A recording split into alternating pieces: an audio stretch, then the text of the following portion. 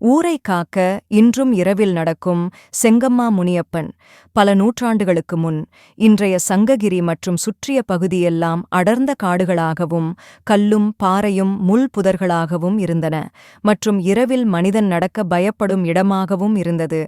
அந்த வழியாக உப்பு வியாபாரிகளும் மாடு ஓட்டிக்கிட்டு போறவர்களும் கோட்டைக்கு பொருள் எடுத்துச் செல்பவர்களும் பல பேர் போயிட்டு திரும்பி வரலன்னு சொல்லுவாங்க.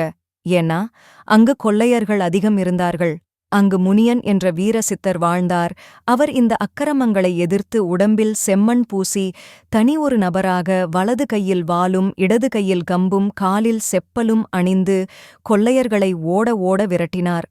ஒரு நாள் இரவு காடு நடுவே கல்லுக்கு முன்னாடி இரத்தம் வழிய விழுந்து அவர் இறக்கும்போது சொன்ன வார்த்தை, இந்த ஊரை நான் இறந்த பிறகும் காப்பாத்துவேன், ஊர் காக்கும் காவலனாக இருப்பேன்.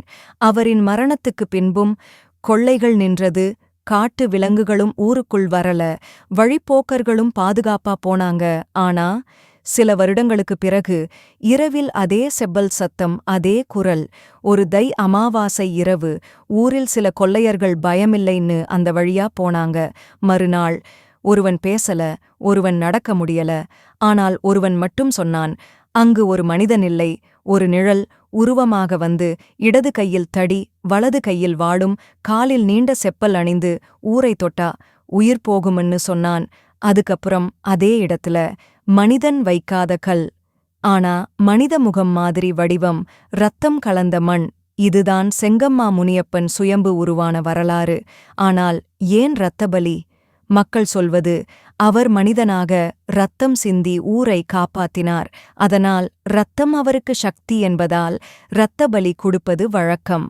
பல 100 ஆண்டுகளாக இன்றளவும் தொடரும் பண்டிகை முனியப்பன் சுயம்புவாக கண்ட நாளை கணக்கில் வைத்து ஜனவரி முதல் வாரத்தில் கொண்டாடப்படுகிறது. பல கிராமங்களைச் சேர்ந்த மக்கள் இன்றும் செங்கம்மா முனியப்பனுக்கு காவல் காக்க செப்பலை காணிக்கையாக செலுத்துகின்றனர். அந்த வாரம் முழுவதுமாக கோலாகலமாக திருவிழா போல கொண்டாடப்படுகிறது. ஊர் பெரியவர்கள் சொல்லுற கடைசி வார்த்தை, இரவில் ஊரைச் சுற்றி இன்னும் நிழல் உருவமாக காவல் காக்கிறார்.